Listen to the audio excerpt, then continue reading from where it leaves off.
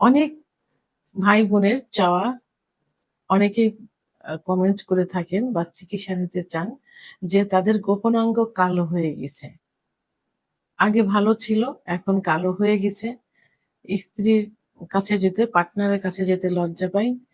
আবার স্বামীর কাছে যেতে লজ্জা পাই। অনেক স্বামীরা সহবাসে অনীহা প্রকাশ করে, ইত্যাদি অনেক অভিযোগ থাকে। তাদের এই কালো দাগ তারা কিভাবে রিমুভ করবে এবং কালো দাগগুলো কেন হয়ে থাকে? অনেকেই এভাবে প্রশ্ন করে থাকেন। তা সবার প্রশ্নের আজকে অ্যান্সার আমি করব। ভিডিও আকারে করেছি, সবাই যেন এটা বুঝতে পারে। দেশের এবং প্রবাসের ভাই-বোনদের প্রতি সালাম। আসসালামু আলাইকুম। আমি প্রভাষক ডাক্তার রিক্তা পারভীন, হোমিওপ্যাথি এবং আয়ুর্বেদিক চিকিৎসক। চেম্বার সেবা হোমিও কমপ্লেক্স অ্যান্ড সেবা ডিজিটাল ল্যাব, উপজেলা মডেল মসজিদের পূর্ব পাশে, শিমুলিয়া, মাগুরা। তাদের এই কালো দাগ তারা কিভাবে রিমুভ করবে এবং কালো দাগগুলো কেন হয়ে থাকে? অনেকেই এভাবে প্রশ্ন করে থাকেন। তা সবার প্রশ্নের আজকে অ্যান্সার আমি করব। ভিডিও আকারে করেছি, সবাই যেন এটা বুঝতে পারে। এজন্যই আসলে কালো দাগ বা চামড়ার রঙের পরিবর্তন একটি সাধারণ সমস্যা এটা। এটা ভয়ের কোনো কারণ নেই। এটা কোনো খারাপ বিষয় না বা খারাপ না এটা। বিভিন্ন কারণে এই সমস্যাগুলো হয়ে থাকে।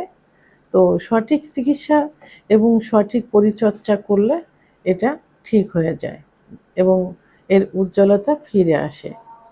তো আমি এর জন্য প্রাকৃতিকভাবে কি করা যায় এবং চিকিৎসার মাধ্যমে কিভাবে করা যায় আমি একে একে বলবো।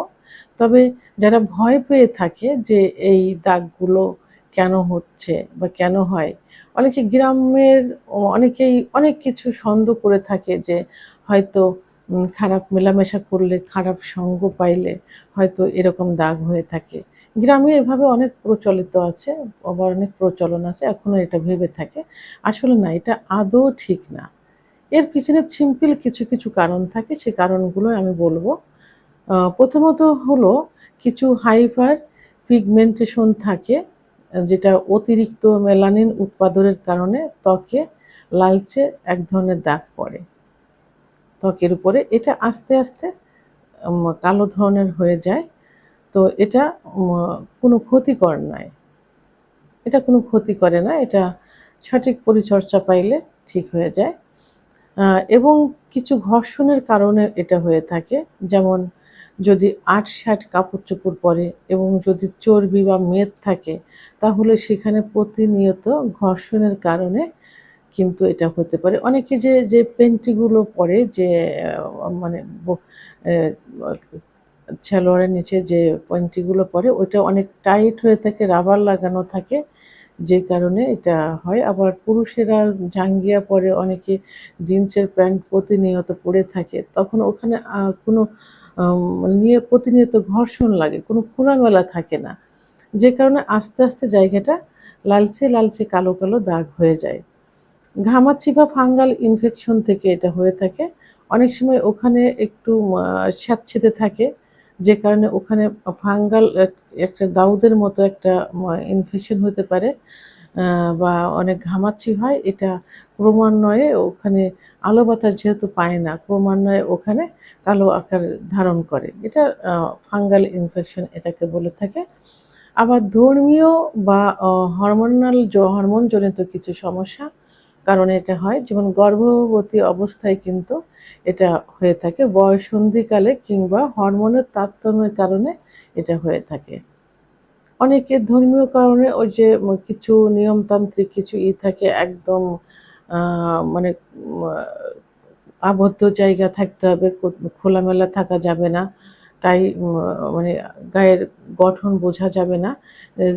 জাস্ট এইভাবে কিন্তু আম হাদিসে আছে, ইসলামে আছে যে অঙ্গ-প্রত্যঙ্গ ঢেকে রাখতে হবে। কিন্তু এর অর্থ এই না যে সেই জায়গাটা টাইট করে রাখতে হবে, এটা কিন্তু বলা নেই।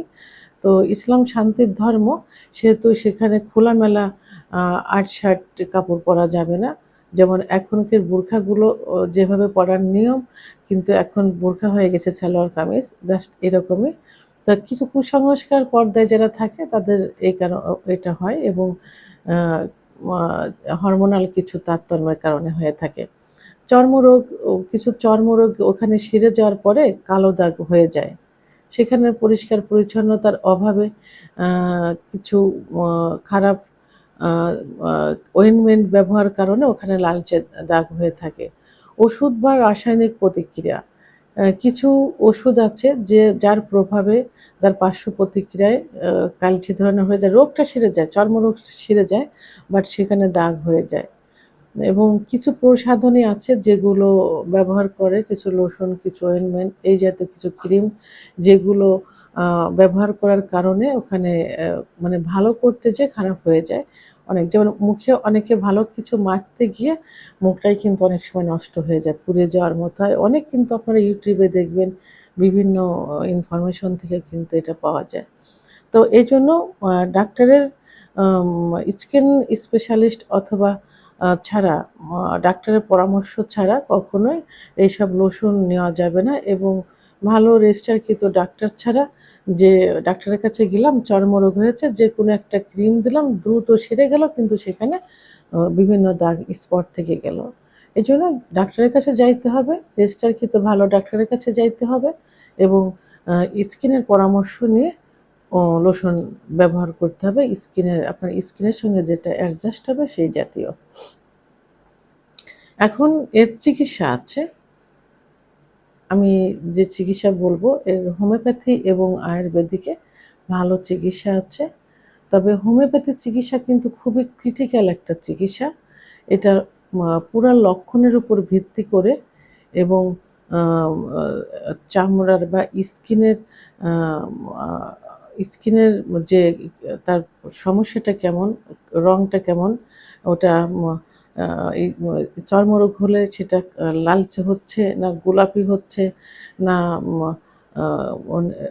কালো হচ্ছে ইত্যাদি দেখে শুনে বুঝে একজন অভিজ্ঞ সম্পন্ন রেজিস্টারকৃত ডাক্তারই কিন্তু সঠিক চিকিৎসাটা দিতে পারেন। এবং প্যাথোলজিক্যাল পরীক্ষা নিরীক্ষার মাধ্যমে সব কিছু মিলে চিকিৎসা। এজন্য হোমিওপ্যাথি ডাক্তারের কাছে যাইতে হলে অবশ্যই একজন রেজিস্টারকৃত ডাক্তারের কাছে যাইতে হবে, যিনি সঠিক চিকিৎসাটা দিতে পারেন। আর আয়ুর্বেদিকে অনেক সুন্দর সুন্দর মেডিসিন রয়েছে, যে মেডিসিনগুলো খাইলে ত্বকের উজ্জ্বলতা ফিরে আসবে।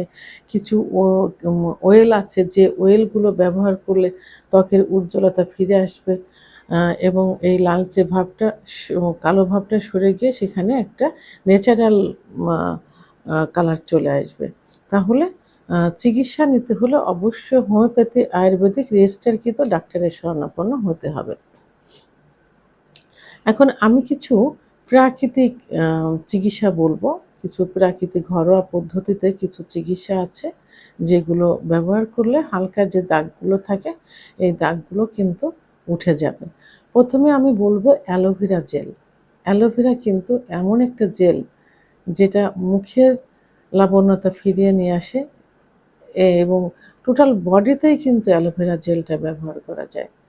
তো আপনারা এই যে গোপনাঙ্গে, এই গোপনাঙ্গে নিয়মিত অ্যালোভেরা জেলটা ব্যবহার করতে পারেন। এটা যে অনেক ব্যয়বহুল সেটা না, আপনার বাড়িতেও একটা টবে সুন্দর করে অ্যালোভেরা গাছ লাগাতে পারেন, এবং তার থেকে জেল নিয়ে আপনি ন্যাচারাল একদম সঙ্গে সঙ্গে এটা ব্যবহার করতে পারেন।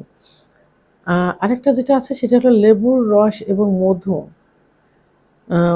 লেবুর রসে কিন্তু ব্লিচিং এজেন্ট থাকে, যে কারণে ওখানে জ্বালাপোড়া হতে পারে, চুলকানি, অ্যালার্জি হতে পারে। এই জন্য বুঝে শুনে লেবুর রস এবং মধু একসঙ্গে অ্যাডজাস্ট করে আলতোভাবে ব্যবহার করতে পারেন। খুব দ্রুতই কিন্তু ওখানে কালো দাগটা চলে যাবে, ময়লা ভাবটা সরে যাবে, এবং খুব উজ্জ্বলতা ফিরে আসবে। নারকেল তেল বা অলিভ অয়েল তেল এবং হলুদ গুঁড়া, এটা অ্যান্টিসেপটিকের কাজ করে থাকে। আপনি এই হলুদ গুঁড়া এবং নারিকেলের তেল একসঙ্গে অ্যাডজাস্ট করে ওখানে কালো জায়গা ব্যবহার করে রাখতে পারেন, অথবা ব্যবহার করে 1 ঘন্টা পরে ওখানে ধুয়ে ফেলতে পারেন। উজ্জ্বলতা ফিরে আনবে ইনশাল্লাহ। কাঁচা দুধ, গরুর যে খাঁটি দুধ থাকে, এই দুধটা আপনারা নিয়মিত ব্যবহার করতে পারেন। ঘরোয়া পদ্ধতিতে যে ব্যবহারের কথাগুলো বললাম, এইগুলা শুধু কালো জায়গা না, বডির অন্যান্য জায়গা ব্যবহার করলে ত্বকের উজ্জ্বলতা ফিরে আসবে, কালচে ভাবগুলো উঠে যাবে। তো এখন আমি পরামর্শ দিব, আপনারা তো অবশ্যই ডাক্তার দেখাবেন এবং কি কারণে হয় সেই কারণগুলো তো অবশ্যই নির্ণয় করতে হবে, দূরে থাকতে হবে, ভালো করে জানতে হবে। আর একজন রেজিস্টারকৃত হোমিওপ্যাথি আয়ুর্বেদিক ডাক্তারের শরণাপন্ন হতে হবে। নিয়মিত ন্যাচারাল যে রেমেডি বললাম, প্রাকৃতিক চিকিৎসাটা পারলে যেকোনো একটা আপনারা নিয়মিত করতে পারেন এবং সবসময় ঢিলাঢালা পোশাক পরার চেষ্টা করবেন। জায়গাটা স্যাঁতসেঁতে যেন না থাকে সেদিকে খেয়াল রাখতে হবে। আর সূর্যের আলো যেহেতু গোপনাঙ্গে লাগানো ছোট আপ হয়ে যায়, কিছু সময় ফ্যানের বাতাসে একটু লাগাতে পারেন। এটাও আপনার জায়গাটা শুকিয়ে যাবে, যেটা ফাঙ্গাল ইনফেকশন এটা রিমুভ হবে। পরিষ্কার পরিচ্ছন্ন কাপড়-চোপড় পরতে হবে। কাপড়-চোপড় প্রয়োজন অনুসারে গরম কাপড় দিয়ে ধুতে হবে। স্বাস্থ্যসম্মত ডায়েট করতে হবে। খাবার ভালো খেতে হবে, টাটকা খাবার খেতে হবে, সিজনালি শাকসবজি খেতে হবে এবং আ ফলমূল খেতে হবে। পরিমিত পরিমাণ পানি পান করতে হবে এবং আ ঘুম দিতে হবে। রাত্রে ৭ থেকে ৮ ঘন্টা সুন্দর ঘুম দিতে হবে। দুশ্চিন্তামুক্ত হতে হবে। এই বিষয় নিয়ে কোনো টেনশন করা যাবে না। সঠিক পরিচর্যা করতে হবে। ইনশাআল্লাহ ঠিক হয়ে যাবে। ভিডিওটি সম্পর্কে যদি কোনো মতামত থেকে থাকে অবশ্যই কমেন্টের মাধ্যমে জানাবেন। আর ভিডিওটি ভালো লাগলে লাইক, কমেন্ট, সাবস্ক্রাইব করে আমার সঙ্গে থাকুন। আল্লাহ হাফেজ।